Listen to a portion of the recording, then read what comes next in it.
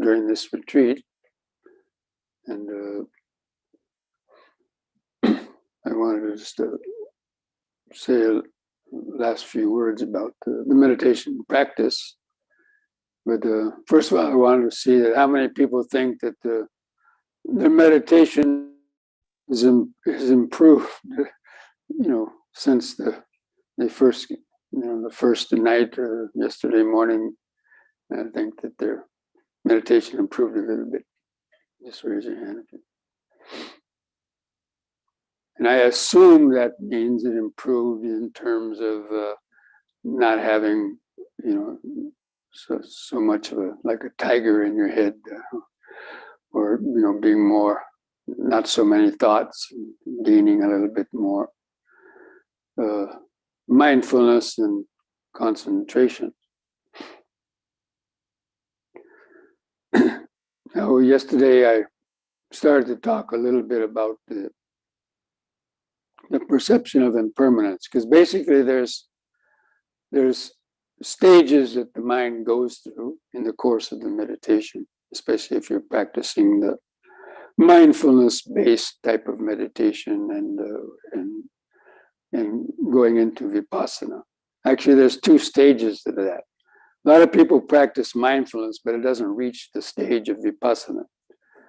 And mindfulness basically just being able to be mindful of hindrances and let go, and reach some degree of mental calmness and maybe feeling some of that piti or so on. But then a person has to specifically change their focus of just trying to stay with the breathing or get that calmness, and then direct it to the flow of impermanence. And so it goes from reaching the state of some kind of tranquility to then tuning into impermanence, and then eventually seeing the no self, or the emptiness of the I fading away, and experience that real kind of mental freedom. So those are the basic stages that the meditation goes through. And everybody, is at a different level. And of course, you never know what to expect. I mean, a person, sometimes even pretty much a beginner could have some, deep awareness, even kind of unexpectedly. A lot of people, sometimes you come and say, well, I don't know if I should go to meditation. I won't be able to concentrate. I got too many monkey mind, or too sleepy. But then they come down anyway, and they sit down, and all of a sudden their mind just goes right into the meditation, almost like by itself, without even trying to do it, because the mind has a mind of its own, and so you never know what to expect when you come to sit down to meditation. And on the other hand, a person might think because they had maybe 1 or 2 or 3 fairly good meditations, they think that now it's always going to be good. And then they come down expecting that to get into some deeper awareness, but then they're hit with, all kind of hindrances, anger, or some other things. So, but anyway, so the perception of impermanence, again, it means turning up the power of the microscope. And that initial tranquility, that, getting sort of relaxed and centered, that's what's needed. But then to use that to try to detect and feel more and more little sensations, coming and going with the breathing, but then not only the breathing, but other sensations that are coming and going, or that you can feel kind of just there in the background. So you have an initial object such as the breathing that's we're trying to keep in the forefront, but at the same time, there's so many things coming and going in and around and through that awareness, such as body sensations, sounds, and then even your thoughts and urges. And so we try to notice. It's not that you try; you automatically, will notice them. But in the beginning, you might have to give it a little nudge, and see how quickly they just come and go. And first with body sensation, that's why you train on the breathing. And you see the in-breath comes and goes. So it's a very specific training, mindfulness of breathing. Some people think it's just trying to feel the sensation there, but it's really tuning into the moment the in-breath starts, the expanding, and you see that there's 2 or 3 or 4 little expanding movement, contracting movement. And that's what you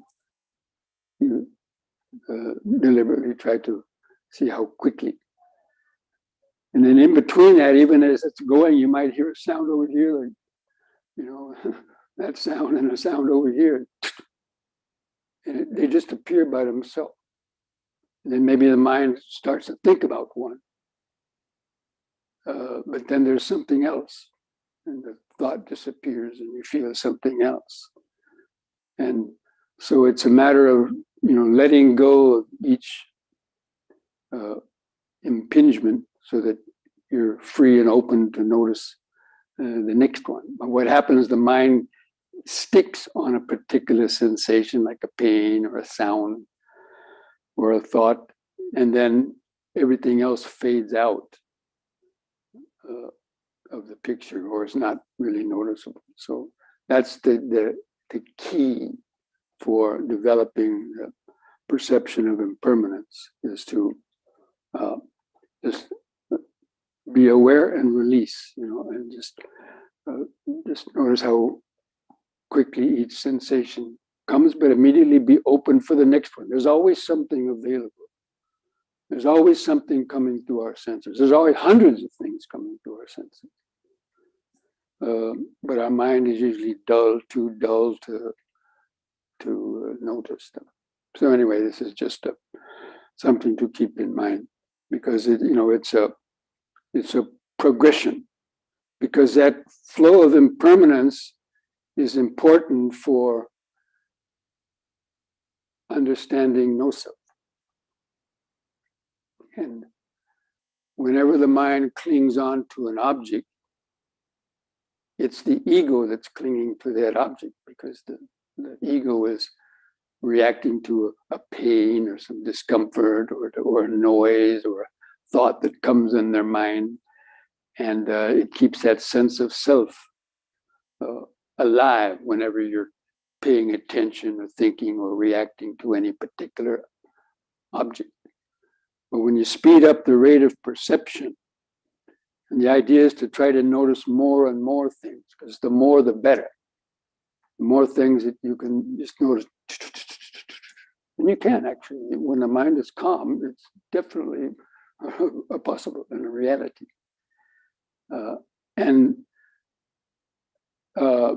So when the things are arising and vanishing that fast, the mind doesn't have any time to cling on to something, because there's always something that supersedes it, or you're allowing the mind to flow to the next one. That's what's the momentary concentration. And it's not getting stuck on the past one. And that builds up to a very tremendous momentum, where actually you can easily see 10 or 15 things arising and vanishing, even in the space of a second. That's how clear the mind can become when it's become tranquilized, and when you tune into that. So anyway, that's I just wanted to mention that, because that's what makes meditation interesting. Not just feeling nice tingling sensations and so on. But when you really start seeing the mind in its deeper level, and then you start to understand the moment the mind starts to cling to something, suffering arises, Johnny on the spot, immediately. It's because of that the clinging. So these are all, this is that investigation. This is what the mental scientist is what we're doing in the meditation, is developing those tools and powers of the mind to see that, because that's what eventually leads to the transformation, or leads to the weakening of the sense of I, and then all the problems that creates. Okay. Anyway, I don't want to talk too much, but does anybody have any last questions about the meditation practice itself? If you have any last questions or doubts, feel free to ask a question. Yes. So basically, whenever I'm losing, this kind of concentration on the sitting and breathing, so basically just kind of absorb that and force myself to go back breathing. Yeah, you try to hold that feeling of the body sitting and breathing, and try to tune into those 4 phases of the breath. Try to feel the sensations of the in-breath, the brief pause. There's a little brief pause there, even if it's a half a second, a fraction of a second. Still, to notice that is a very important or powerful moment of mindfulness, because normally we don't notice it. And people normally just talk about breathing in, breathing out. What about the pauses in between? That's when the mind wanders. If you don't think there's something to observe, just the in-breath, when there's a pause, the mind wanders, because it hasn't been trained to be aware of the pause. And if you're aware of the pause, you'll be there when the out-breath starts. So this is called connecting the dots, or connecting the breaths, is that pause in between. And sometimes that pause can be longer. It can be 2 seconds or 3 seconds, depending on the state of the mind. And in that pause also is when you don't want to let the mind wander into thoughts. In that pause, then you should be able to feel a very, very ultra subtle sensations, because the mind normally can't think during those pauses. Usually no thoughts arise during those pauses too much. But you could, kind of get a little drowsy, nod. But anyway, so connecting those dots. But yes, if the mind wanders, you have to notice that as soon as possible, and just to be aware of thinking or what is getting into, and let go of it. But see, because of our attachment, we want to think about it. We want to think about, oh, that person hurt me. Blah, blah, blah, blah.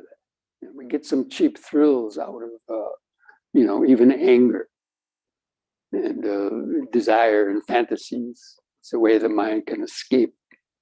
So we have to, that mindfulness checks it. And that's part of right effort, the right effort. So to bring it back, keep bringing it back. But the more physical sensations you can notice, the less chance for your mind to get lost, because there's so many things coming. Yes. Thank you. How do you breathe that into the outline of the body? That's another object. The outline. Breathing, the feeling, sensations in the body, and then you bring it down. In the pause between the breaths. But even while you're breathing in, you can still maintain that kind of vague outline of the body. It's not some definite, clear outline of feeling everything, but it's just a general sense of there's this body there, and the breath is occurring within the body. So you can kind of, the mind can do different things at the same time. So we can be aware of the breathing. It's not exactly the same time, but you can be aware of the breathing. It's like 50% of your attention is on the breathing, and the other, there's some reserve, being aware of, little sounds and things going on, or the ego playing games in the back of your mind, or sounds coming and going. But it won't distract you too much from the breathing. Although it's a very loud sound, yes, then the mind may start to go to that, but you notice it and you come back. So the breathing is the anchor, but it's occurring within the larger body. So you can't do that immediately. So there's the idea of the outline of the body, even though it should be able to be felt, especially if you're doing yoga. I mean, that's the whole point. If you don't do yoga, you probably won't be able to feel the outline of the body, because it depends on sensations.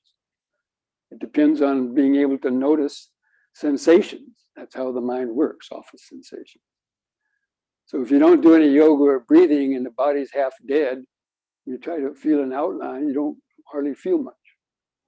But when you've done some yoga just before that, and you've been doing back bends and everything else, there's all these sensations have been awakened. Therefore, it's fairly easy, because all the, got sensations pulsing in your feet, in your hands, and in your head. So the mind is able to, have that kind of a feeling of an outline. And then the clothing's touching the skin as well. So, but in the beginning, you can focus more exclusively on the breathing, but to go a step further, then the outline is the preparation for the anicca, for the development of impermanence. Because the outline there, if the outline is there, you're aware of anything that moves within that outline. It's very interesting. It's like a spider web. Imagine a spider web. So our nervous system is like a spider web. And the ends of the spider web, a spider web, right, anchored in trees or branches. So it's anchored in every cell of the body. And whenever anything comes through the senses, it vibrates that web, that nervous system, and awakens a spider. Spider is a consciousness. You hear a sound, vibrates the web. What's that? What's that? That's the initial contact. And then you see how the mind labels it. Oh, that's a door slamming. And then other thoughts. So you see how quickly that happened. And then something else occurs. But if you follow that and try to decipher, who is that going out the door? You miss everything else. So that's the key of cutting off that following up mind and being open for something else. And specifically, you can try, if you hear something on this side, next time feel something on that side. And feel something down below. Feel something above. Because there's always something happening on your body. Something happening on this arm, something happening on this arm, something happening on that leg, that foot. And so you keep it moving, and the mind can't. It starts to grab something here, and then there's something over here. And so it can't cling on to anything because of the constant flow. And that's when the ego then kind of throws its hands up in the air and says, I give up, and drops. And then you experience that emptiness. I mean, that's what it can lead to. I had a little incident when I was in Nepal as a layperson, and I was going to the monkey temple in Kathmandu. I had a bag of peanuts, and I wasn't aware of the monkeys, their habits too much at that time. First got to Nepal. I had a bag of peanuts, and I was walking, starting to go up the steps of this monkey temple, and these monkeys came out on all sides, and they came toward me, and they're going, and coming a little closer. I didn't know what was going on, And they kept on getting closer. Finally, I realized, oh my gosh, a peanut. So I threw them up in the air. The monkeys all went for the peanuts, and I ran up the stairs and got away. So, kind of that's just an analogy about the mind. Things are coming so fast that the mind doesn't have any time to react, and so it subsides. So anyway, this is just things to pay attention to, because that's the what's next in meditation. So many people asking, what's next? They're watching the breath, they're getting, PT, what's next? What's next? Well, that's the what's next. But it's a deliberate, you have to deliberately cultivate that in the beginning. Okay, I think we'll go ahead and start. Okay.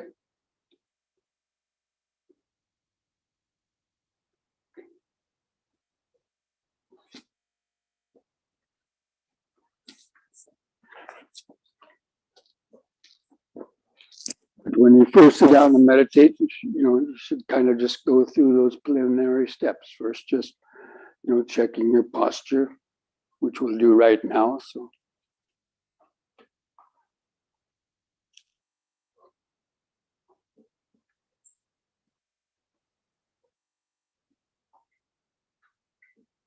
just close the eyes.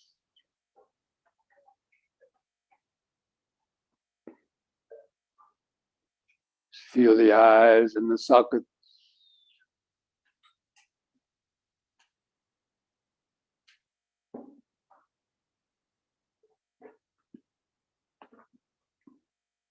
Feel the eyelid stretched over the eyeball.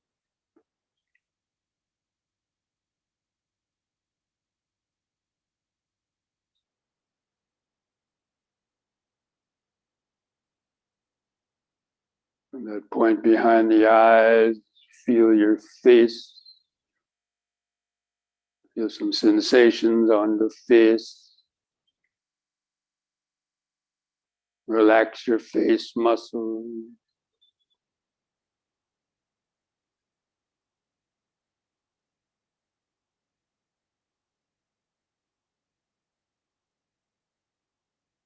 Feel the lips touching together.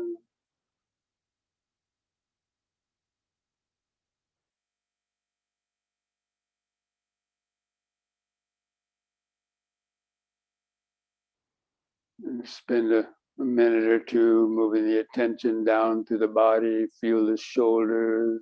Relax the shoulders. Feel the clothing touching the skin of the shoulders.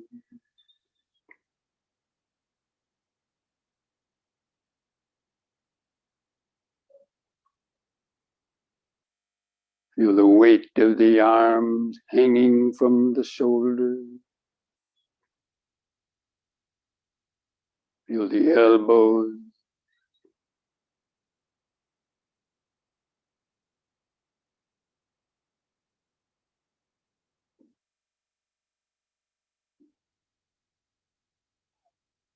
And feel the chest area. Feel any expansion of the breathing in the chest. The clothing rubbing the skin of the chest.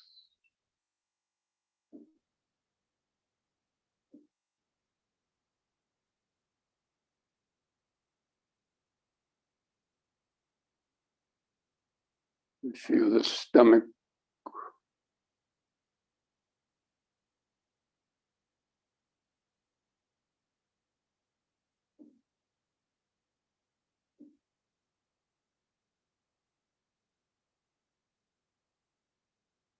And feel the hands, fingers.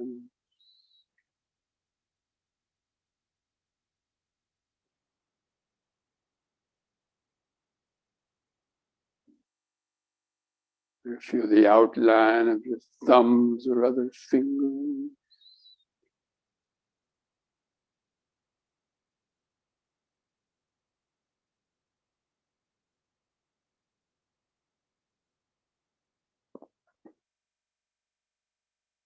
Feel the buttocks pressing the seat.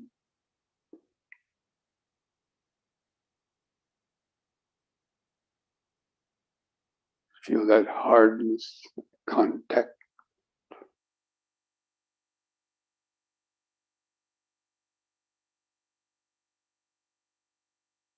Feel the subtle sensation in the buttock.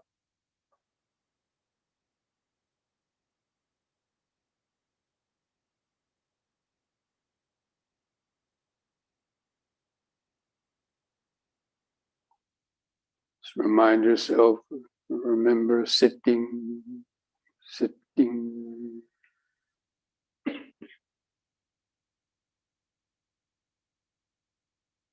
Feel the knees, how the knees are bent, the legs tucked underneath, your feet press the floor.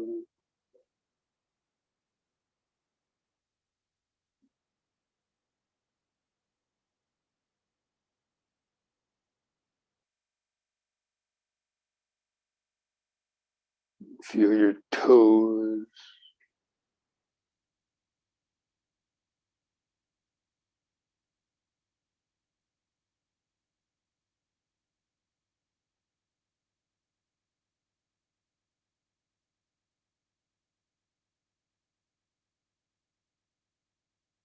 Remember sitting.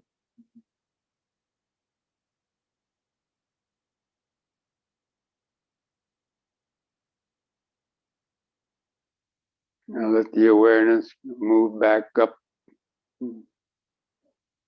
rest behind the eyes. See if you can feel that outline of the body, having felt those individual body parts. All of them make up the outline of the body.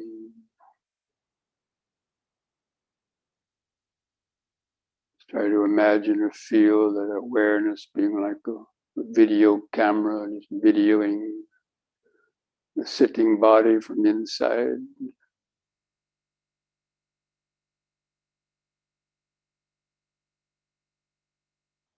And tuning into the breathing in the middle of that body. Take a few deep, slow breaths. Try to do a few minutes of that three-part breathing, drawing the air from the lower lung up to the top, holding the air in a few seconds. Feel that subtle energy.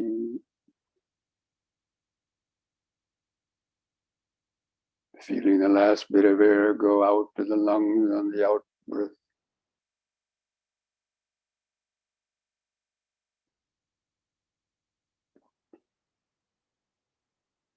Just tuning into those 4 phases of the breath cycle. The sensations of the expanding in breath and the pause. Sensations of the contracting out breath and the pause.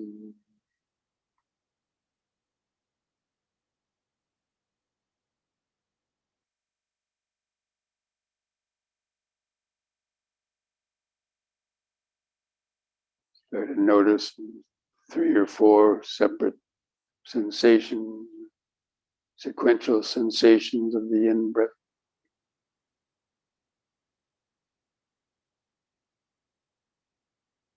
and the out-breath.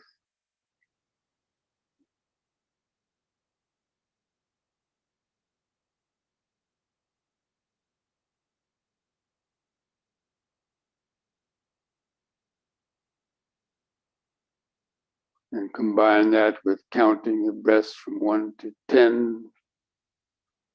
If you like, that's really a signpost. If you can't count the breaths from 1 to 10 without getting lost, no point in going on further with Vipassana or so on.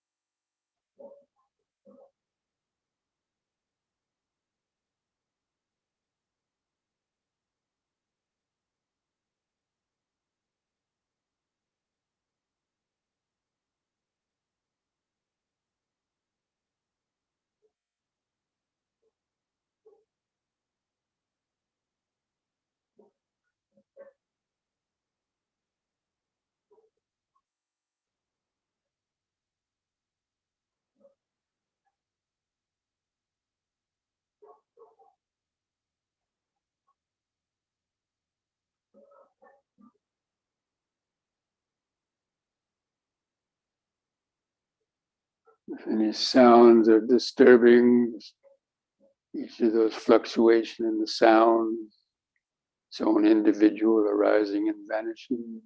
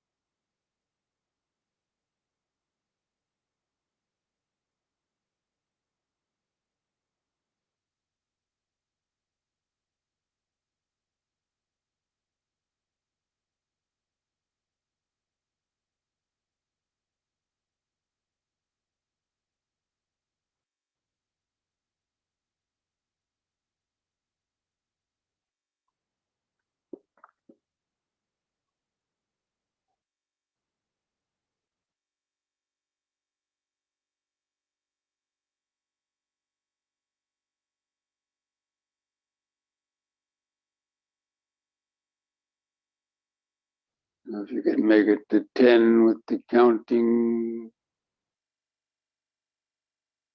you can try to feel that outline of the body,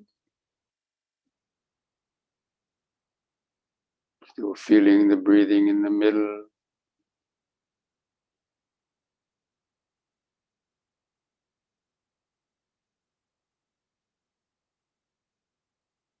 Even while you're feeling the breathing, you can hear sounds in the background.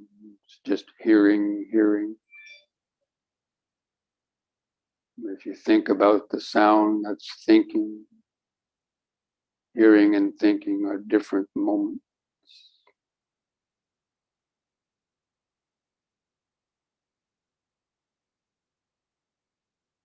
They just arise and vanish. Leave it. Don't follow it. Hear something else. Feel something else.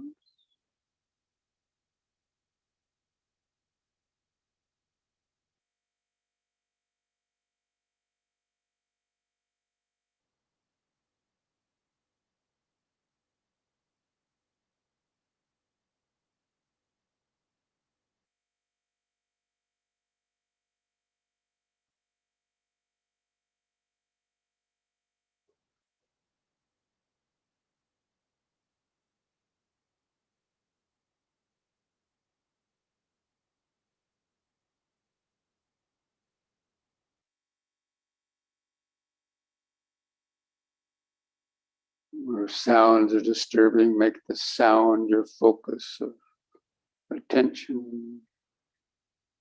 Rather than thinking about what the sound is, just try to notice how many individual little sounds within that larger noise. 5 or 6 different individual sounds occurring simultaneously.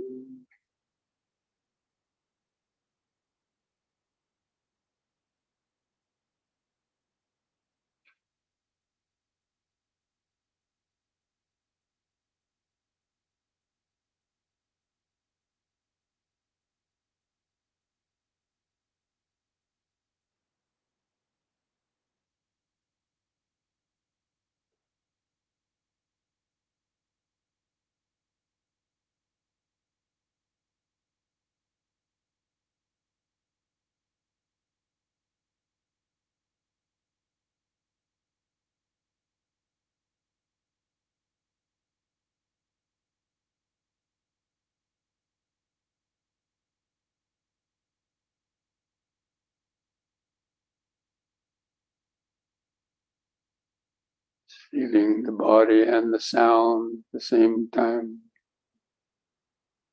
Sound might be generating sensations in the body, or thoughts in the mind.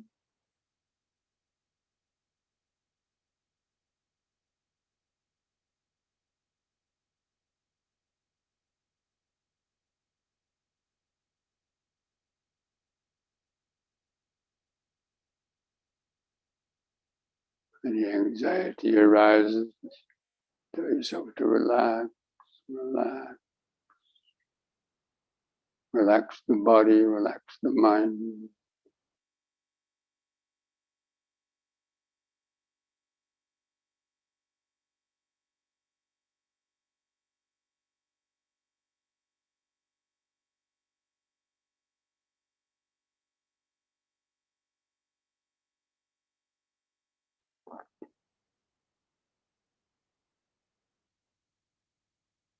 If the sound is disturbing, feel more subtle body sensation.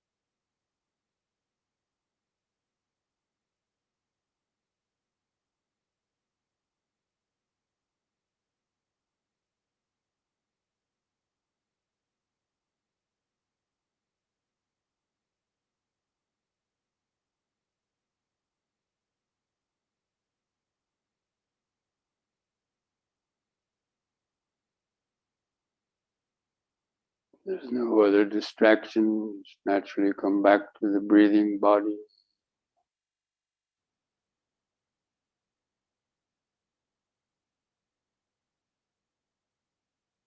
Subtle vibration.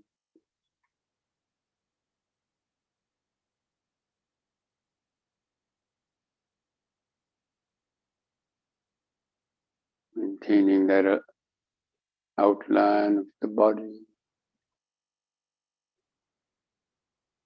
Try to imagine the nervous system like a spider web, and all the senses are connected to that web.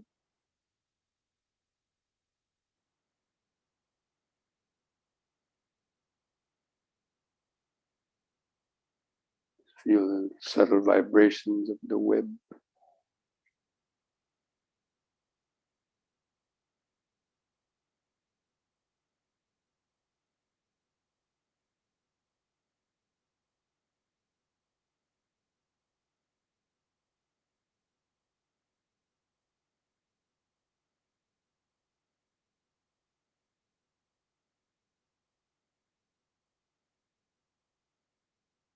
Even your own thoughts are just vibrations of the web.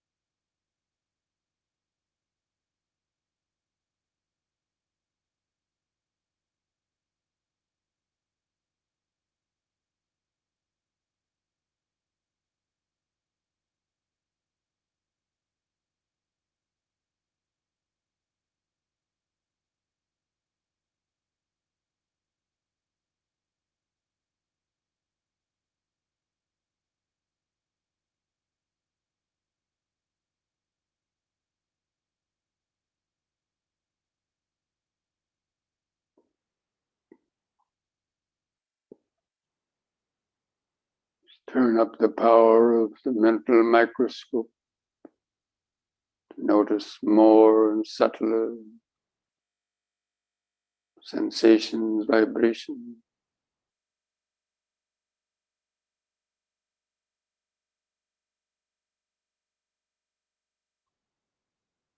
Breathing vibrations, other body vibrations, sound vibrations, mental vibrations,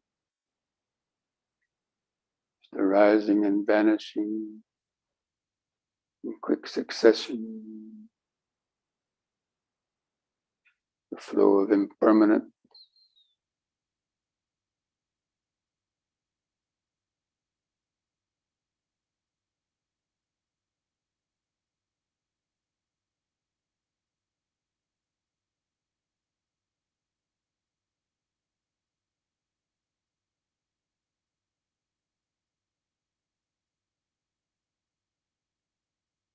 Coming in at all directions, from all directions.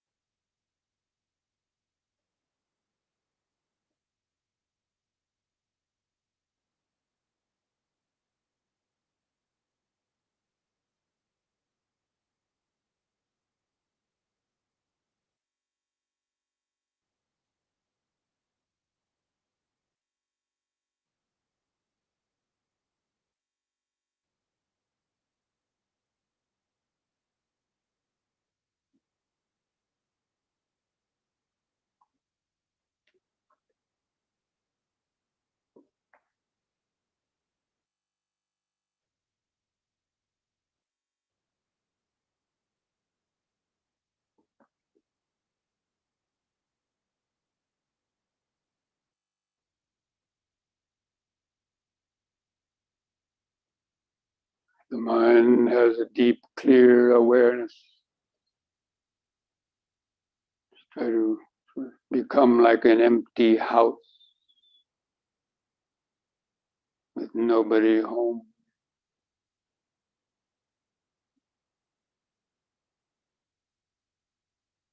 Different sensations coming through the doors and windows. There's nobody home to answer the call.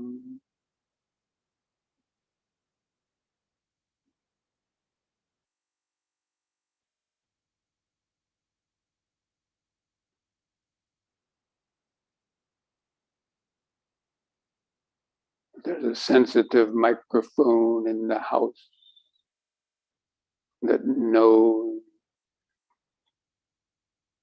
but doesn't know.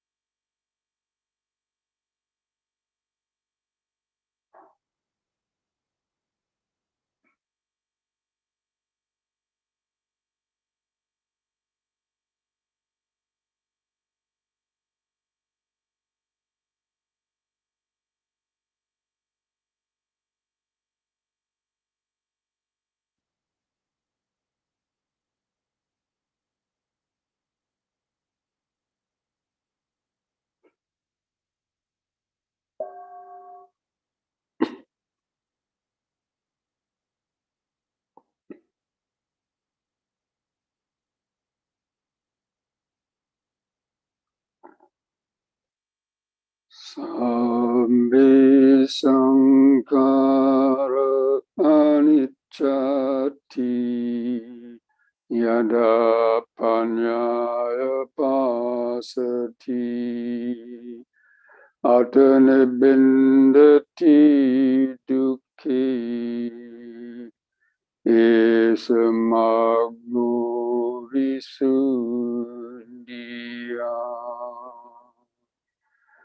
dukkha patta jani dukkha maya patta jani maya soka patta jani soka ontu sabbi pipanino.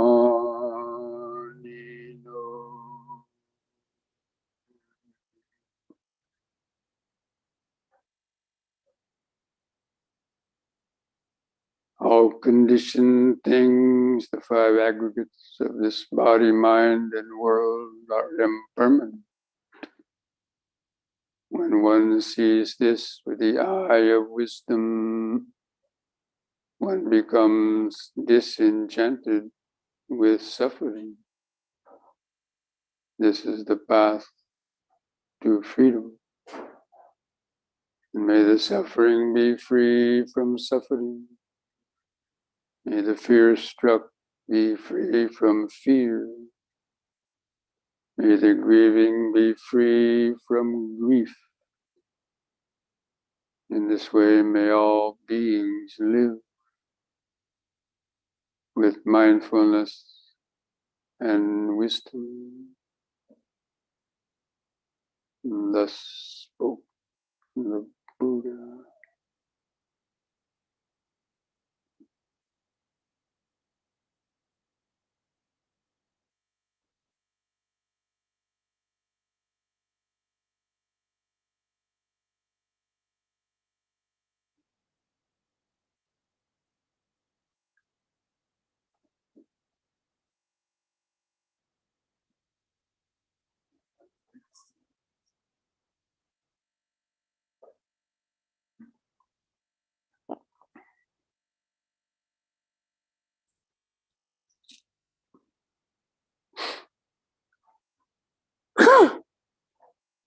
You can slowly stand up, stretch your legs. If you needed to use the restroom, you can do that and come back in about 5 minutes for the closing talk.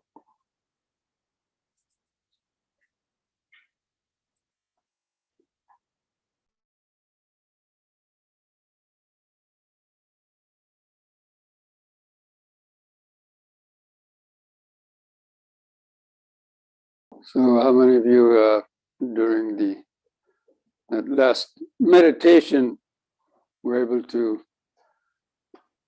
follow or get a sense of that progression that I've been talking about earlier, about how first getting kind of centered in the body, gaining some initial relaxation, focus, weakening some of the hindrances, becoming more alert, and then tuning into the flow of impermanence. And maybe if you're able to see, so many things arising and vanishing, the sense of the little self kind of fading away, get that feeling of like an empty house.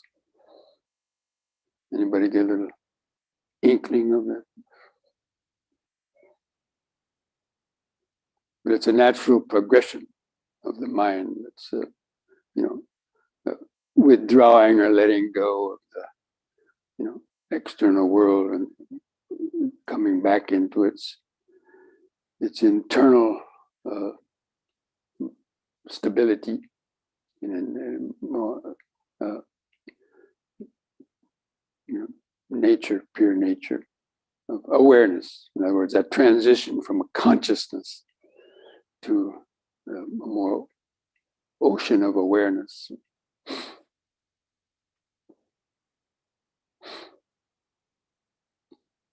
And then eventually, the last stage is even the house disappears. So you have an empty house, but that's still a concept or a feeling of like the body, even though it's kind of feels empty. But then as that progresses, that even that sense of a house disappears. And there's just basically empty, infinite consciousness, so to speak, without any type of container. A container of being in a body and a container of being dominated by a I, me, and mine.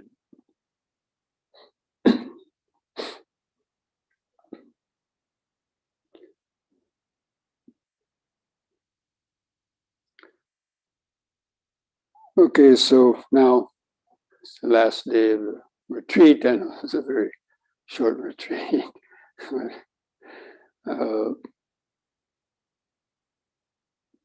Usually people, they come on retreats, either they've been on retreats before, so they come on a retreat to use as a kind of a battery charge, because since their last retreat, maybe their practice slacked off a little bit.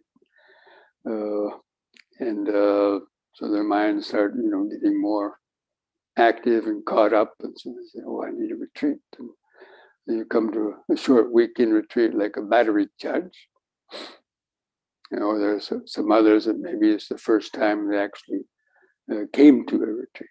But in either case, hopefully most people get a renewed kind of sense of enthusiasm and, like to kickstart their practice, they want to, start having a more regular practice again. And how to integrate that into the daily life. But, meditation, from the Buddhist point of view, is the whole of the Noble Eightfold Path, is a kind of meditation. It's not that meditation just plays a part in it. It's there all the way through it. And as I mentioned on the first day or so, about the word mindfulness, how it's used in popular, conversation or descriptions, as opposed to what right mindfulness, and that the Noble Eightfold Path is, each of those steps is preceded by the term samma, which means, a right. The word right, sometimes people translate it differently as, instead of right understanding, harmonious understanding, or something like that. But basically, it's an understanding that accords with the laws of nature. So the main laws of nature that I've mentioned before are the law of karma and the law of impermanence and the law of conditioning. These are sort of natural laws, but most people are not obeying them, because the law of karma says if you act or speak with an impure mind, then suffering will follow. But we know that even ourselves has acted with an impure mind, and we suffered, right? So we're not living in harmony with those natural laws. And also, we don't accept change or impermanence. Why did they leave me? Why did they leave her? Why did they? Why me? Why? Because of impermanence. So people don't accept, don't like to accept that change when something's happening. So that's also not living in accordance, and they suffer on account of that, like getting old or getting sick, or eventually death, even if it's a premature death, for one or whatever other reasons. So they struggle against that, and so they're not living in harmony with the laws of nature. So anyway, so I wanted to just talk a little bit about the Eightfold Path, and which is the sort of framework of the practice. But it begins with, right understanding. So right understanding is of 3 levels. Because the Buddha didn't want us to do things blindly. He wanted us to really understand the reason. If you're going to spend a lot of time and energy doing something, you should really understand the purpose for doing it. And that understanding has 3 levels. The intellectual understanding. It's like most of us born in this country, we may not have heard the Dhamma until we were over 20 years old or older. And especially those who are, over 50 now. When we were young, there was no internet, there was hardly any Dharma centers. I'm talking about in my own case. I didn't hear about the Buddha or the Dharma until I was already 22 or 23 or 4 years old. Because there was no Dharma centers in those days. It means the late 60s and so on. And very few books on the Dhamma either. In fact, the first time I really heard about Buddhism was taking a world religions class in junior college in 1971. And then we studied the different world religions and had to write a paper on the one that interested us the most. And I chose Buddhism to write a paper about, because it sounded pretty cool. Karma, rebirth, nirvana, wow, meditation. But there was only 4 books in the whole library, big city library, only 4 books on Buddhism in those days. And Encyclopedia Britannica. Actually, I bought a Buddha statue in Mexico. I didn't know what it was. I was walking down the street and, along in Tijuana where all these pottery shops are, and saw this statue sitting above all these black cats and bulls and matadors and all this Mexican type of pottery and stuff, tourist stuff. And it was this golden image sitting up above everything. And I was just walking by, and something caught my attention. And wow, it was very impressive. It was just, because it was, it was like standing out from everything else. And it was like it was saying, "Come." I mean, it wasn't, of course, but in my mind, there was something. So I went and bought it. Didn't even know what it was really then. I took it home, and my mother said, "Oh, that's a Buddha." So who's the Buddha? She said, "Go read it in the encyclopedia." We had Encyclopedia Britannica, right? So I went there and read a little bit. He was a prince in India, 500 BC, and he went out and discovered the Four Noble Truths. But it didn't really do much for me, so okay. But that was before the world religions class. But then anyway, so I wrote this paper. I went to the library and got the few books that were available and wrote a paper. My teacher gave me an A+ on the paper and wrote on it. Oh, she admired my, understanding of Buddhism. Of course, about 10 years later, when I came back to Sri Lanka after studying the Dhamma and meditating, I found my old footlocker with all kinds of stuff in it. I reread that paper and said, kid stuff. But anyway, so I got the intellectual understanding. So the first level of understanding is you read some books, hear some talks, and you kind of pricks your interest a bit.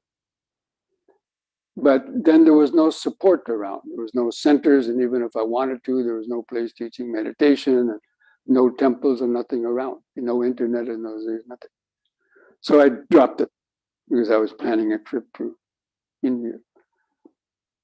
And then, so whatever I read and got an interest, some intellectual interest, because I didn't go on thinking about it, I forgot about it. I went back to, getting stoned and getting into mischief and stuff like that. And even on my trip to India, I wound up get put in prison in Afghanistan. Didn't get out with my life. It was because I didn't go on thinking about the Dhamma. And so the second step of the Eightfold Path is right thought. Once you get some understanding, you have to go on thinking about it, because if you don't, you're going to forget whatever you might have read or heard even several times. If you don't go on studying or thinking about it, you'll forget about it. And that's what happened to me.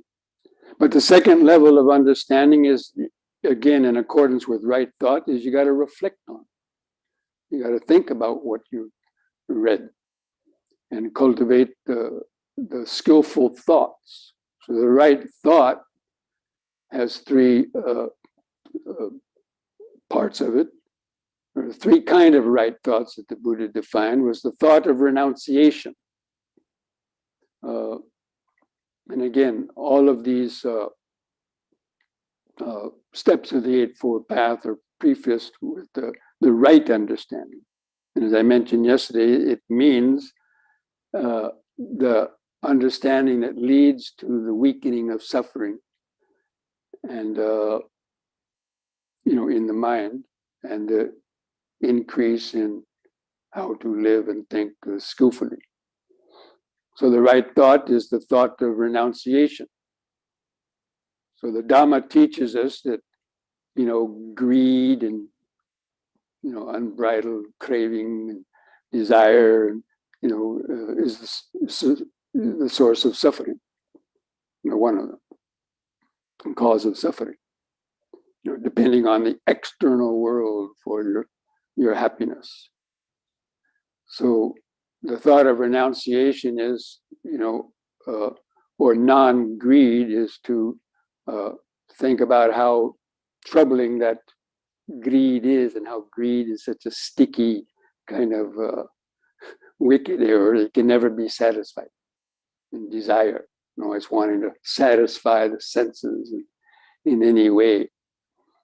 And how much of a burden that is, because in order to satisfy our senses, We might have to lie, cheat, steal, rape, pillage, and plunder, intoxicate our mind, and cause all kind of problems and harm to ourselves as well as others. So you think about that. You see, you think about how that greed is in your own mind, and think back through months and years of how that greed and desire has gotten you problems. Any kind of addictions or any overindulgences, they all produce their effects. So you think about that. Think, wow, it'd be nice, not to be so bound and caught in that web of, craving. So that, you think about it, reflect on it. By seeing if you could put on a scale all of the pleasure you might have gotten from various things as opposed to the weight of the painful consequences of those things, for a lot of people it would be, they wouldn't be kind of equal. It would be, heavy on the suffering. Of course, people are different, so maybe not any of you, of course, but there are people. So the thought of renunciation, and that comes down also to you, like even your life now. People have accumulated so many things, material possessions, even mental baggage. And they want to protect all their heirlooms, and they have all these things they've collected from inheritances or when they traveled around, and they can show them off to their friends and so on. But then the thieves are trying to get them. You have to, put bars on your windows, and you have to, clean the house, and they can become a burden. I was thinking about how to protect them or what to do with them. Or your house gets so cluttered with stuff you can't find anything anymore because it's buried under a mountain of others. So, get rid of it. Lighten up. So actually, in that right thought of what is called the thought of renunciation, I like to use the term downsizing. Downsize your life if it's not already. If you raised a family and you had a big house with 4 or 5 rooms, now you got to clean them and no one is in there except you or your mate, then get rid of it. Get something smaller. It doesn't take so much time, and you have more time to meditate.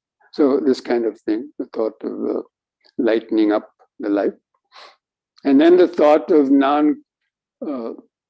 ill will, this point of having ill will towards persons and resentments and holding grudges and bringing back memories. They did that to me, and it's like a poison that poisons us, right?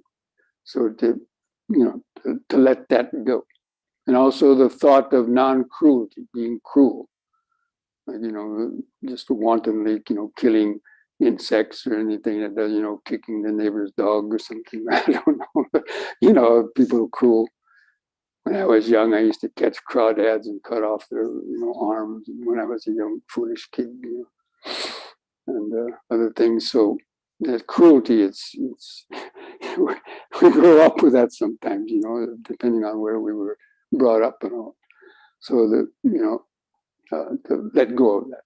So those 3 kind of right thoughts: the thought of lightening up, the thought of not being having ill will and resentment, not forgiving people, and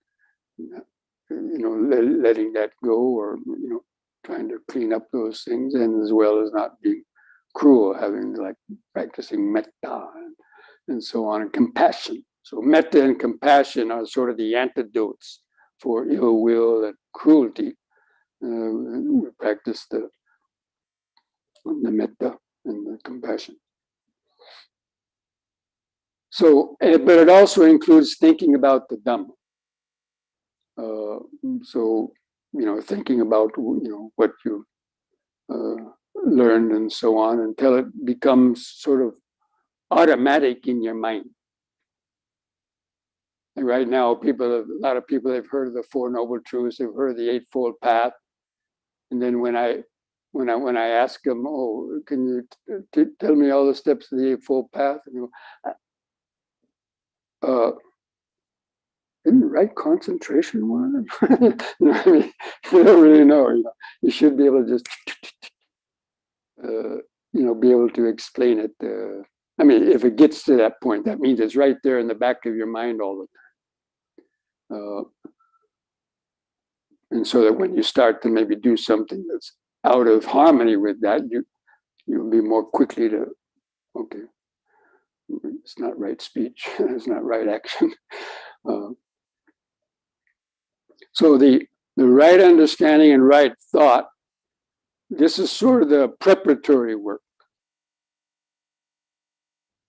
When you understand, what is the right views about the world, and again, these are opposed to the wrong thoughts, wrong understanding, wrong thought, wrong speech, wrong action.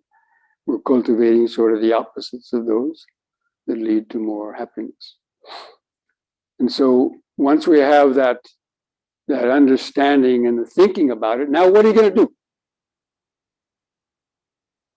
You have to do something, right? So you write speech, you clean up your speech, stop using violent language or stop using curse words and stop telling lies, telling tales about other people. And there's 4 kinds of right speech: to refrain from lying, refrain from malicious gossip, which is basically rumor mongering and spreading, spreading rumors about people behind their back, or even just talking about them, even if they're true. And try to just speak the good qualities about people, not bringing up their negative traits, because we all have positive and negative traits, right? And then the harsh speech, using swear words, would that also include like telling ethnic jokes, kind of things like that, and other things that hurt people, in that way. And then also the frivolous talk, which is a little bit harder, more difficult to practice in these societies. But it's just, frivolous talk that just sort of wastes your time and doesn't have any real benefits and so on. But anyway, so that's the right speech. And then there's the right action, which is the refraining from killing, stealing, something you do with the body, violence with the body, or like stealing, or also abusing people, the sexual misconduct. Because of greed, you take advantage of people, other kind of situation, you become overly addicted to it, and which causes problems in people's lives. It causes harm to others too. So it's all designed at reducing the kickback from your actions, the karmic consequences of your negative actions. So that's the active part of the practice, is actually practicing the sila, what you call the sila, like we took the 8 precepts right at the beginning the other day, even yesterday, right? So those are sort of the main guidelines. In that sila that you took yesterday, you remember the 4 kinds of speech? It said to refrain from those 4 kinds of speech and also those actions. So far there's the right understanding. So based on that understanding, that's the way you're going to think. And the way that you believe and think, the way you should speak in accordance with that, and the way you should act and use the body in accordance with that. And then the last one is, the last of the sila, the 5th step, is the right livelihood. And this is the way you make your living in the world. So in the same way, we try to have a job that wouldn't cause us to directly or indirectly break any of those precepts, like having to tell lies, how in 2 days, so many products are made and they don't tell the truth about products that might be contaminated or not be good for people, but they try to whitewash all that. Like, there's so many examples of that going on that harm others. or keeping the books, right? I give the typical example of a secretary who's the accounting for a big firm like Trump organization, right? And Donald comes over and says, "Oh, change that 5 million to 5,000." What? I do that? There's other people who want your job. So people get pressured into compromising their morals because of a lot of times the jobs that they're doing. Even in medicine, right? I mean, there's a lot of shady things going on with telling the truth about certain drugs and all that too. So, because you're the one that has to go home and sleep at night. So, if you have a job that's infringing on some of these basic principles, because they're compromising your understanding, then it's going to cause you also sleepless nights and worrying about getting caught and so on. So that livelihood, basically, trying to have a livelihood that's, doesn't really involve that sort of thing. You can go home and sleep at night and say, "I haven't heard of flight." No one's gonna, want to find out what you've done. So that frees our consciousness. You see all of that, and by practicing the right speech, action, and livelihood, then the amount of guilt, worry, remorse, and fear gets gradually reduced. And also the actual repercussions of those actions stop, coming to you. So the mind naturally becomes more free, more happy, because, those are a big burden. Guilt, worry, remorse, and fear. I mean, it causes people death, They can think themselves to death, There's so much of it. So that's all the preparation. And then the last three are the right effort and the practice of meditation.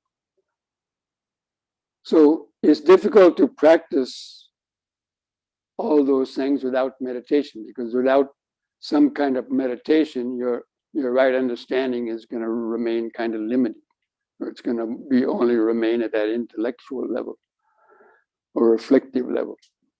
So the third level of the right understanding is after you started meditating and practicing sila, and you're able to overcome hindrances and you start to get deeper insights.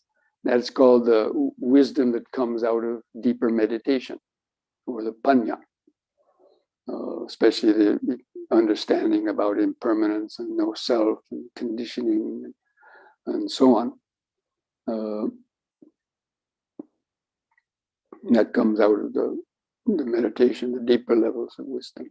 So the right effort is the sixth step of the Eightfold Path. And that's the effort to do all of the above. So the effort to keep accumulating right view, the effort to continue perfecting your right thoughts,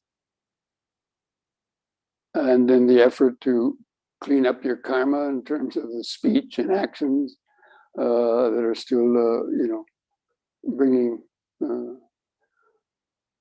consequences, on, painful consequences. And so the effort to do those things, and the effort to let go of the negative things. So actually it's those 4 steps to right effort. The effort to abandon the unwholesome thoughts that come into your mind, and then the effort to keep them from coming again in the future. And the only way we keep the negative thoughts to come in our mind in the future is by eliminating them as they arise in the present. Because that's the only way things continue, is that you keep repeating them over and over. But we can't do that without mindfulness. Because it's the mindfulness will help us, okay, that intention to tell a lie, okay, then you have to apply the right understanding, and to let go of that intention to tell a lie and do the opposite, tell the truth. So the right effort is to let go of the negative things and cultivate their opposites, the positive opposites the various negative intentions you might have, like the intention to kill a cockroach. Instead, have metta, pick it up on a piece of paper and take it outside or something. Don't let metta have it. But but that requires mindfulness to do that.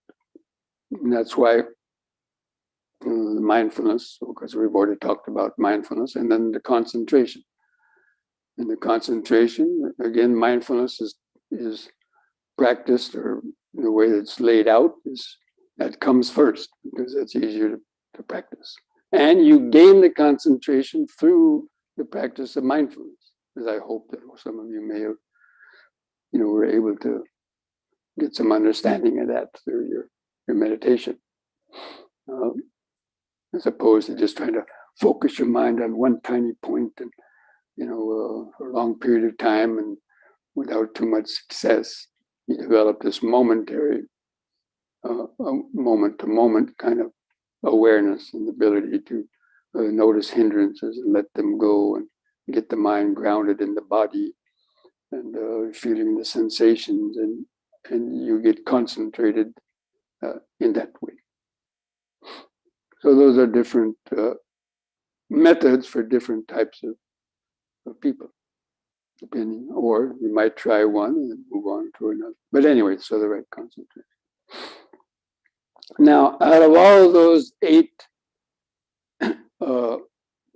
steps of the Eightfold Path, 3 are the most important. Anybody have an idea what would be the most important one? Right understanding is the most important. Right view, right view, right understanding. It's translated different ways, but right understanding is probably a better word than view. But it basically means the same thing. And basically that means, in the right view, understanding is the understanding of the Four Noble Truths, understanding the nature of suffering, what it is, all the aspects of physical suffering, mental suffering, how they arise, how they keep continuing, and how they cease. And what is the cause of the suffering? Getting entangled in the web of karma, and then all of the consequences that come back to you from your unskillful actions, or even your wholesome actions too. And understanding the nature of the cessation of suffering by removing the cause. And then the way to live, think, and meditate, the Eightfold Path. So that's the right understanding. It's not understanding about, how many million of years ago did the Earth, the Big Bang happen, or things like that, which are important to some people, but it's not important to the Buddha, or for our understanding about the nature of suffering. So that the right view so the right understanding, it understands what is wrong and it understands what is right, according to the suffering again. And so when something comes up in your mind, well, the first of those 3 is the right understanding. The second one is right mindfulness, or right effort. Sometimes the one comes before the other, but I prefer to mention the mindfulness comes first, and then the right effort.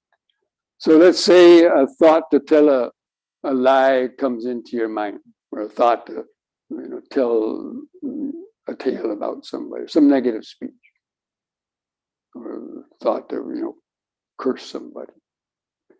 Then right understanding would say, this is a wrong thought, or this would be wrong speech, or whatever it might be. Because some people think it's okay,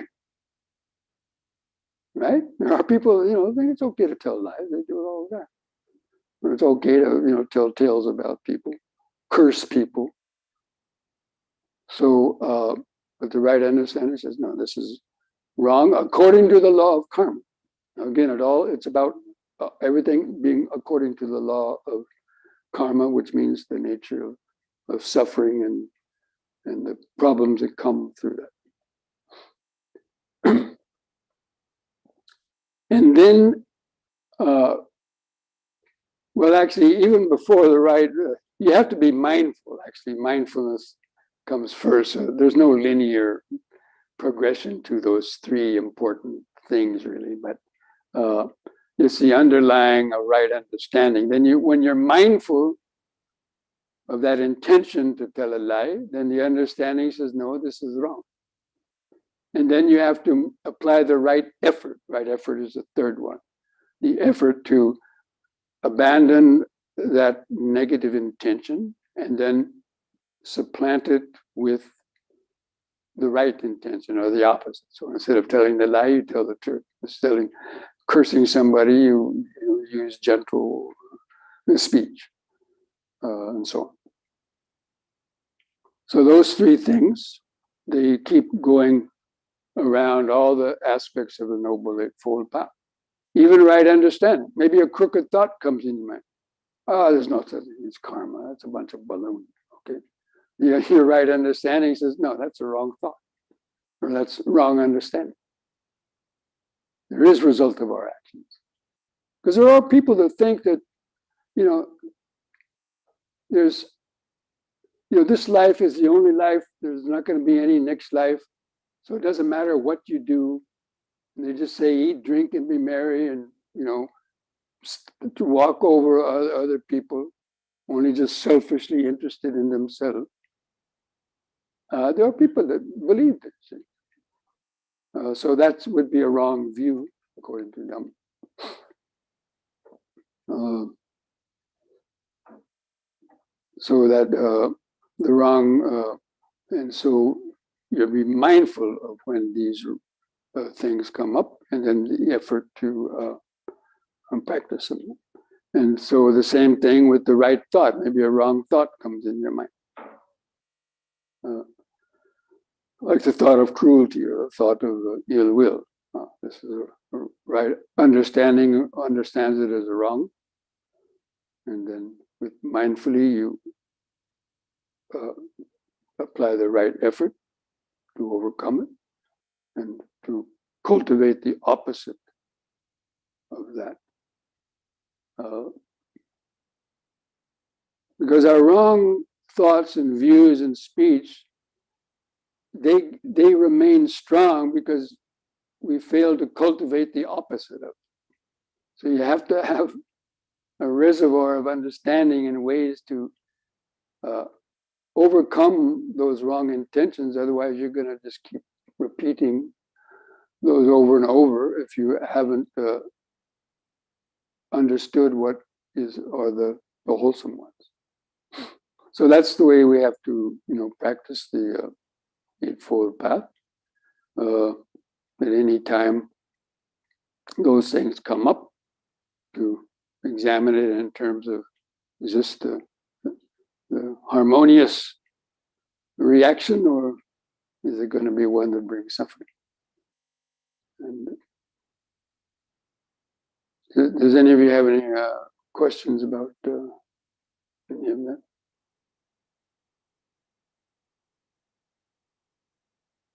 Basically, it's constant daily work. So to recognize what's going on. Yeah, absolutely. Because you know how quickly things come in your mind. During your meditation, how many people get amazed at how quickly something will just happen in the mind? I mean, absolutely, quickly, without any warning. Because, we don't know when anything could happen. There's something called the four innies. The four innies. Anything can happen to anybody, at any time, any place. We see it happening all the time, right? You get in an auto accident, it's not your fault. Somebody comes out and or just a lightning bolt comes out and strikes you, or so many other things. Sick, get a notice from the doctor, you got 3 months to live. So, and the mind, reacts to those things. So that's why we have to always be on guard. And guarding the doors of the senses is one of the very important aspects of the mindfulness training, guarding the doors of the senses. And that means the mindfulness. So guarding the ear door, be aware of what's coming through the ears and being aware of your reactions to it. Or what's coming into your mind. Guarding the door of your mind. So when negative thoughts come in, you're aware of that. And then you apply those 3 things: right understanding, effort, mindfulness, not to allow them to overtake you and to cause you to, do something that then you would regret later. And we need to do that in a daily life. Because, and as I said, so all of those things is meditation, really. Even right understanding is a meditation. That means you're using reflection. You're reflecting on the dhamma. You're investigating the nature of things, even as you're, in daily life. And even right thought, because it takes mindfulness to practice right thought. So, and thoughts occur not only in meditation, they happen all the day through, and your reactions. So it's like, meditation is all the time. So sitting on a cushion in a quiet place is just a special type of training.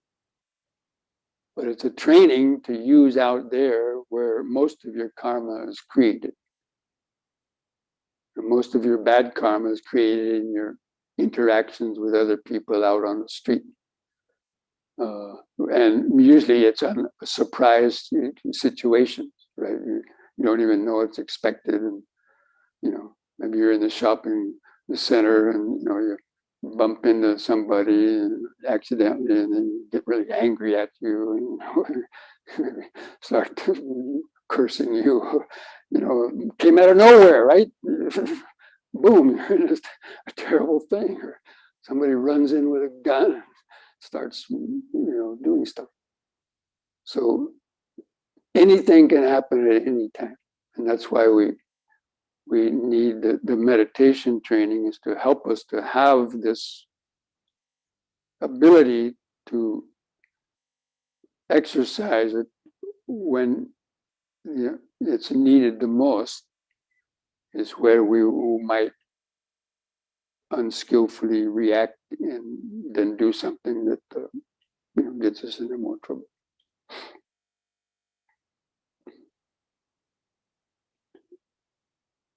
And then finally, has anybody not heard of the M&Ms? Most of you have, I know. You heard that, Christy? M&Ms?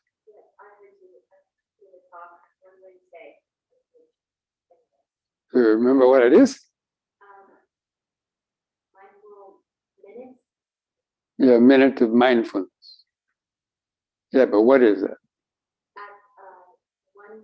One minute each hour. Yeah, every hour you try to pause, stop that rush to the future and bring your attention to the body. Take a couple of deep, slow breaths, because that's really the best way to calm you down.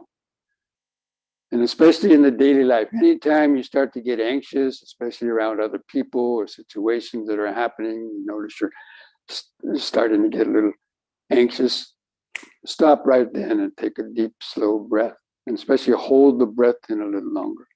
Take those deep, slow breaths I was mentioning yesterday. Just 2 or 3 of those will immediately calm you down, at least to the point where you'll be able to not rush into something unskillfully.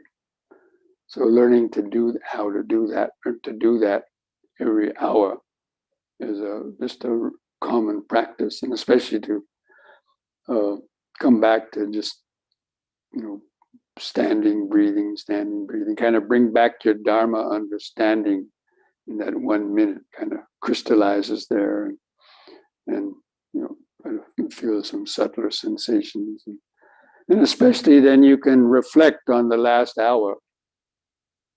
And if you're holding any negative thoughts or tension from the last hour, release it then and there by taking a few deep breaths, or maybe sending out metta if it was somebody insulted you in the last hour, so you don't carry that to the next hour.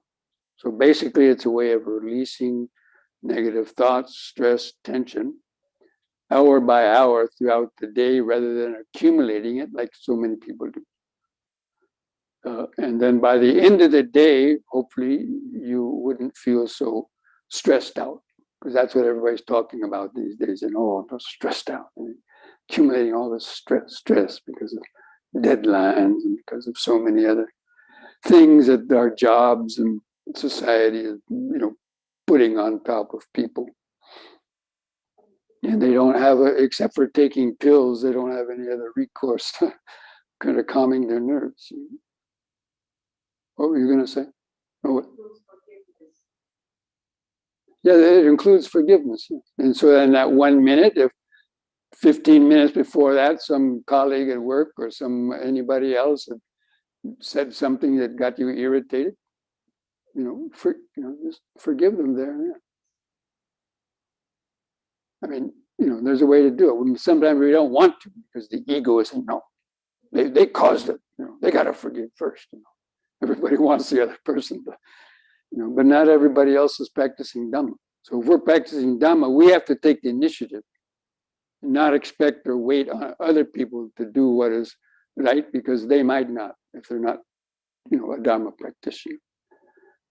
So especially if one's a Dhamma practitioner, take it on yourself to do that first step, to make amends, even if it maybe wasn't your fault, to at least try to do something kind to the person, so to maybe change their attitude towards you. Because otherwise these things, will kind of fester. So right, that's that's a very, in that minute of meditation, definitely that's something you can do. Forgive and then send out metta. And also to yourself. Maybe you did something, you talk rough to somebody. Then also, even in your own mind, ask for their forgiveness, or even out loud if that person is still there. And then a little bit later on, go tell them, "I'm sorry, I did that. I shouldn't have done that."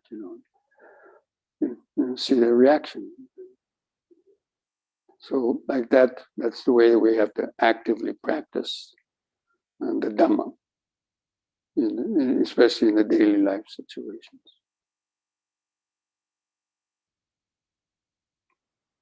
So that M&M practice, they make apps about that nowadays, and the beepers on the watch, and set it to beep every hour or quack like a duck or whatever's going to take your attention. Oh, yeah, time for an M&M. Stop what you're doing. Just freeze in your tracks. Take a couple of deep, slow breaths. Relax. See what's in your mind. Let go of any negativity, and then carry on again.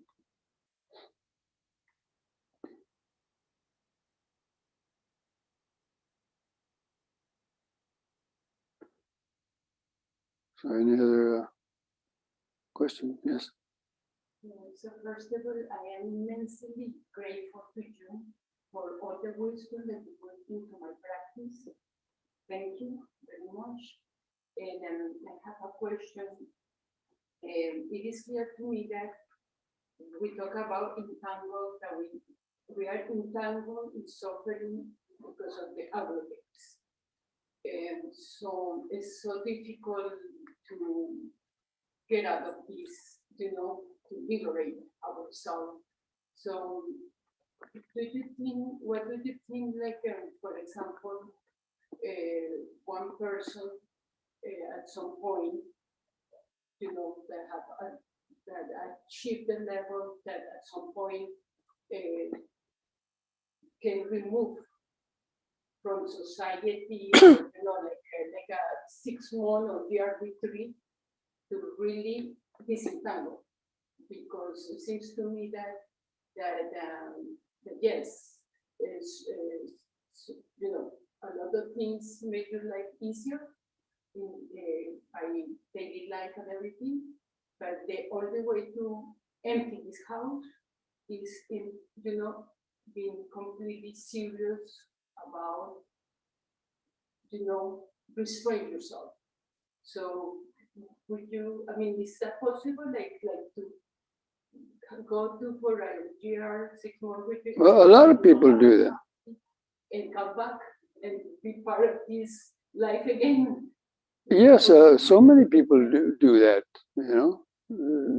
There's places that they offer, 3 months retreat, 6 months retreat, there's insight meditation societies and other places. And there's so many people, do that. And then they go back to their lives, and hopefully, they'll be able to maintain a lot of that practice for a while. But at a certain point, if they're in regular daily life situations, which, involve continual tensions and strife with family members or colleagues at work or other people, or you haven't overcome certain negative habits and maybe your phobias or addictions, and all these things are going to kind of come back and nullify the results of that. And that's why people keep come back over and over and over again. But yes, taking a long period of time, like going on a longer retreat, is very helpful, because again, I mean, this morning some of you said that your meditation improved from Friday night until today, right? And what can you imagine if you were coming to a 1 month retreat? If it improved in just one day, if you were continuing that for 30 days, then you might imagine what the effect would be. And then if you even went on for 3 months or 6 months. But in my case, you see, I became a monk in Sri Lanka. And I was living there for about, some years and meditating. But I'll tell you a story. So I was meditating in a cave. I went there to overcome the fear of death, because there was poisonous snakes and other things there in the jungle. And so I was living in a little cave, and I had to be very careful not to step on snakes. Sometimes they crawl over me and sleep, but I wouldn't run away. I would say, okay, if it's my karma to die, I'll die, but I'm not leaving. And I faced it, and I got very peaceful and, was able to get into very, deep states, even there in the jungle, once you overcome the fear. But then I had to go into town to get my visa extended or something like that. So I went by bus. I had to walk an hour in the bus stand and rode a bus for a couple hours to the big city. And I got off the bus and, got down from the bus, and there was a big, people, very crowded, bus stand. They were rushing by and they were knocking me on this side and almost knocked my bowl off my arm, And I felt myself getting upset. What are these people doing? Don't they realize I'm a monk? And then I realized, oh, I'm really angry. What good did my meditation do, right? So this attachment to seclusion can also be a hindrance. Then after that, I made a point after every couple months to go back into the city and see, sort of test myself how my reactions would be, and not they get too dependent, clinging to that kind of, seclusion and so on. So it's good to to do, if people can do that from time to time. So it is very beneficial. Yes. That's what I think, my understanding. So why we are doing that, and learning and applying all the principles and tools and daily, so in a way we can save the life. Yes, it's great that we have opportunity to go on retreat and longer one, but I mean, at some point we have to face it, right? And with the people, with the harsh reality, so then therefore that's why we have to do the start the daily so. Yeah, but there's a saying, where there's a will, there's a way. And there's a way to accomplish it. I mean, what made me become a monk? I mean, no one forced me to. And how do you become? Where there's a will, there's a way. I made it happen. Of course, I always say I didn't make it happen. It happened on its own. But still, if you really want to do something, you can do it if the intention is a pure intention. So that there's a way you can extract yourself from a hostile living environment if you want, but people are afraid. Go out on the street, I'll be lonely. So people might leave one negative situation, and then because they're feeling lonely and they want companion, they get caught up in some other situation. And so the mind has to be very clear. But there is a way. There's plenty of centers everywhere where you could go and stay for longer periods of time, and sort of manage your balance your practice of meditation, but at the same time of being helpful and serving others, or the dhamma, work and so on. And there's ways. There's a lot of people that do that. Dhamma bums. They used to call them dhamma bums. They go from one's meditation center to the next. They have a couple of skills. Maybe they can cook. Maybe they can, do some electricity or some carpentry work. There's always centers that need that kind of thing. Always, everywhere, right?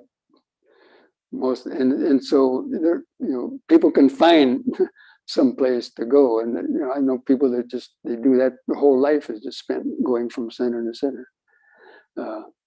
Maybe not exactly, but at least to some extent they can do it because they found a way to do it.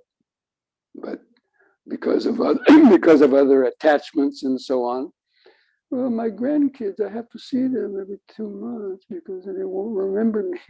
All kinds of things going on. I'm not criticizing that, but I'm just saying that there's so many, tentacles like trying to keep hold of us, right? So it's a challenge. But also not also a desire to get better and being able to practice all these principles, but also we have to help others. I think should try to share. Yes, well, everybody finds their niche about doing that. Like I found my niche in doing that, right? So here I am, I'm doing that. But everybody else, each person finds their own thing, whether they're a lay person or whether they're a monk. And of course, that has a large amount to do with your karma and the past karma and so on, that you created conditions long ago in the past that gradually have allowed things to progress in that way. And there's a lot to do with, the past karma involved in that too.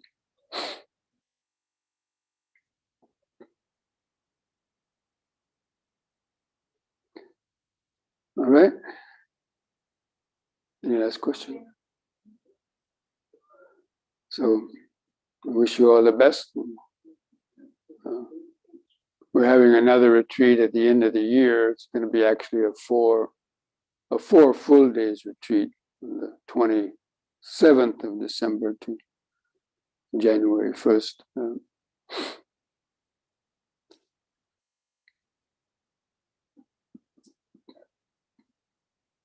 So then you can maybe help to put all your things away. If there's a couple people that are going to stay, tonight, and you can keep your things basically here, but for the others, and put them up. If you used anything from the center, like a towel or bed sheet or pillowcase, so because you forgot to bring one or whatever, then put them down into the laundry room down here, and try to keep your room at least as good as you found it or better in terms of things being neat and blankets being, instead of just thrown over a bed haphazard, folded up neatly, and things, empty the trash cans and the bathrooms and things like that.